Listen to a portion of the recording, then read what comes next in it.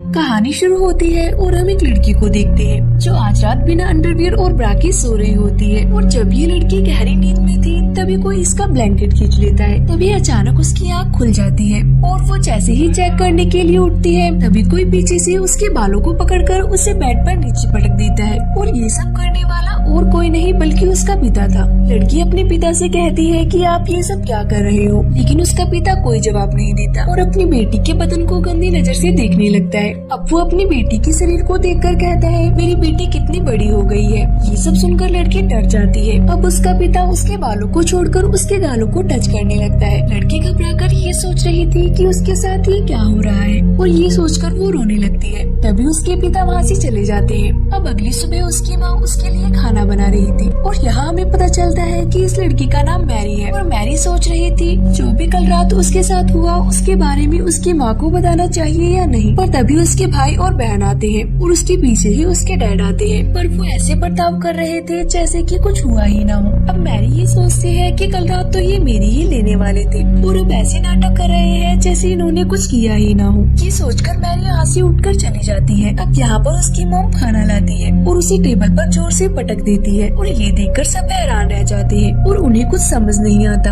अब उनकी मॉम अजीब तरह से खाना खाने लगती जैसे कि कई दिनों से भूखी हो। उसे ऐसा खाती देख वो सब डरने लगती है। तभी मैरी का छोटा भाई खाना उगल देता है और कहता है खाने में बहुत ज्यादा नमक है। तभी उसकी मॉम उसका खाना चपट लेती है और पागलों की तरह खाने लगती है। आखिरकार इन लोगों के साथ ये सब क्या हो रहा है। दरअसल जब से ये लोग नए घर में शिफ्ट हुए हैं तभी से इनके साथ अजीब चीजें हो रही हैं। उनके पड़ोसी कभी उनके आंगन में अजीब से स्टैचू लगा देती है तो सुबह कोई उनके सामने मरा हुआ जानवर लटका देता है। और पिता हर रात अपनी बेटी के साथ जबरदस्ती कर उसकी लेते हैं। मॉम सुबह सुबह अजीब जानवरों की तरह खाना खाती है और वो अपना खाया हुआ खाना अपने बेटे को भी खाने को देती है। लेकिन बेटा नहीं खाना चाहता। वो अपने डैड की तरफ देखता है। डैड कहते हैं कि अगर तुम नहीं खाना चाहते हो तो मत खाओ। ये सुनकर मॉम डैड को गुस्से भरी निगाहों से देखने लगती है। इसके बाद वो खाने को टेबल पर फेंक देती है और प्लेट्स को भी नीचे फेंक देती है। अब मॉम उन सभी पर चिल्लाने लगती है और अपने बेटे से कहती है जो मैं बनाती हूँ उसे चुपचाप खा लिया करो। वो इतने जोर से चिल्लाती है कि उसका बेटा डर के मारा रोने लगता है। उन्हें समझ में ही नहीं आ रहा था कि ये सब क्या हो रहा है। लेकिन ये तो अभी बस शुरुआत थी। इसके बाद हम देखते हैं कि मैरी नहा रही होती है। तभी कोई उसके पास आकर खड़ा हो जाता है। लेकिन जब वो शीशा साफ कर कर देखती है तो उसकी जुड़वा बहन वहाँ खड़ी होती है जो उसके साथ सिर्फ मजाक कर रही थी। फिर ये दोनों बहनें मैरी के कमरे में चली जाती हैं और यहाँ पर मैरी की बहन उसे बताती है कि कैसे हर रात उसके डैड उसके लेने आते हैं। मैरी को यकीन नहीं हो रहा था कि ये सब उसकी बहन के साथ भी हो रहा है। तभी उनके डैड वहाँ पर आते हैं और उन्होंने इनकी सारी बातें सुन ली थी, इसलिए वो चाकू निकाल कर उन पर हमला करते हैं। तभी मैरी उनको धक्का देकर वहाँ से भागने लगती है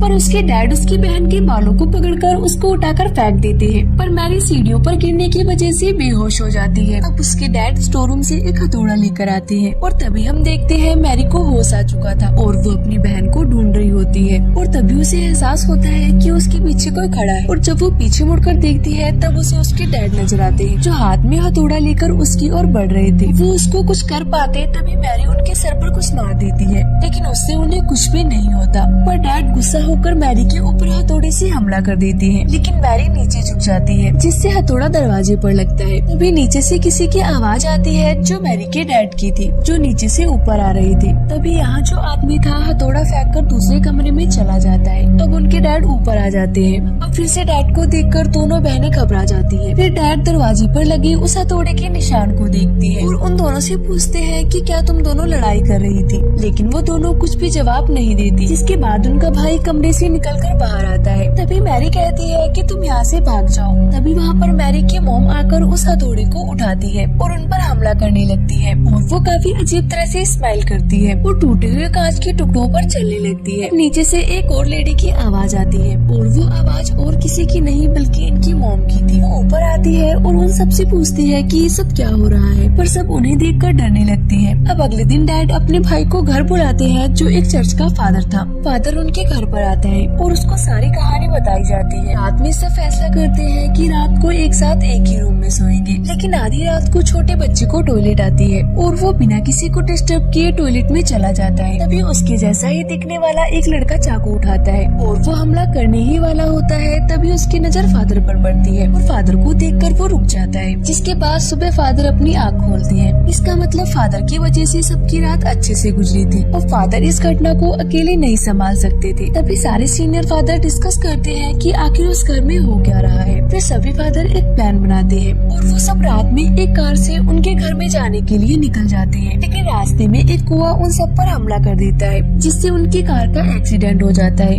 दूसरी तरफ डैड मैरी को एक बेड से बांध देते हैं। तभी फादर जख्मी होकर घर के पास पहुंच जाते हैं और बताते हैं सभी फादर की मौत हो चुकी है, अब जो कुछ भी करना है हमें ही करना है। इस बात के लिए डैड मान जाते हैं, क्योंकि अगर कुछ नहीं किया तो वो शैतान सबको मार डालेगा। जिसके बाद फादर मैरी के ऊपर एक क्रॉस रख देते हैं और उस पे लकड़ी से मारने लगते हैं, जिससे मैरी को बहुत दर्द होता है। फिर उसके डैड मैरी के पैर को पकड़ लेते हैं ताकि मैरी ज्यादा ना हिल सके। फादर छड़ी से लगातार उसे मारता ही जाता है, जिस वजह से मैरी बेहोश हो जाती है। तभी हमें उस गाड़ी का सीन दिखाया जाता है जिसका एक्सीडेंट हो गया था। वहाँ पर पुलिस फादर को गाड़ी से बाहर निकालते हैं और हमें पता चलता है कि असली फादर तो यहाँ पर है। तो जो मैरी को मार रहा है वो कौन है? असल में वही असली शैतान होता है। अब मैरी की माँ कहती है कि बस करो, अगर ऐसे ही फादर मैरी को मारते रहे तो उसकी जान चली जाएगी। पर डैड अपनी वाइफ को दीवार पर पटक देते हैं और वो अपनी वाइफ को मरता हुआ देख फादर की ओर देखने लगती है। फिर वो फादर एक अजीब सी स्माइल करके डैड के ऊपर हमला करता है और वो उन्हें चाकू से मारने ही वाला होता है कि तभी वहाँ पर असली फादर आ जाते हैं और एक मंत्र पढ़ने लगते हैं। जिसके बाद वो शैतान वहाँ से गायब हो जाता है। हम फादर मैरी के सामने एक शीशा रखते हैं, जिससे वो शैतान बाहर आ जाता है। जिसके बाद फादर उस शैतान को अपने अंदर समा लेते हैं और वो मैरी के डैड को कहते हैं कि मुझे मार दो। मैरी के डैड फादर के पेट में उस क्रॉस को घुसा देते हैं, जिससे फादर और वो शैतान दोनों ही खत्म हो जाते हैं और इसी सीन के साथ मूवी का एंड हो जाता है।